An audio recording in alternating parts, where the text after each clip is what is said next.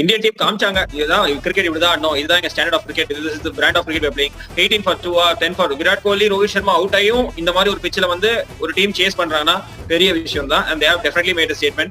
West இண்டீஸ்ல போய் I think இதை விட பெட்டர் கிரிக்கெட் ஆடுவாங்க. ஜெயிச்சாங்க, but still there is points to என்ன சொல்றது லேர்னிங்ஸ் இருக்கு.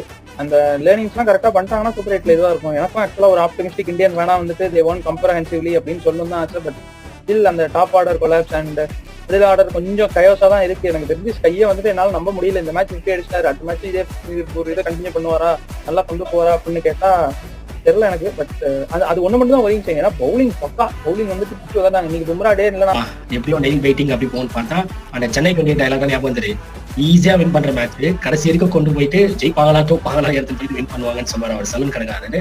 அதே மாதிரி தான் போச்சு. இல்ல ஆக்சுவலா ரொம்ப கன்வின்சிங் விக்டரி தான் சொல்லுவேன். ரொம்ப கஷ்டப்பட்டுலாம் ஒன்றும் வின் பண்ணல, கன்வின்சிங்கா தான் வின் பண்ணாங்க. ஏன்னா நிறைய டீம்ஸ் வந்து இங்க 111 வந்து 20th ஓவர் வரைக்கும் போய் சேஸ்லாம் பண்ணல. அண்ட்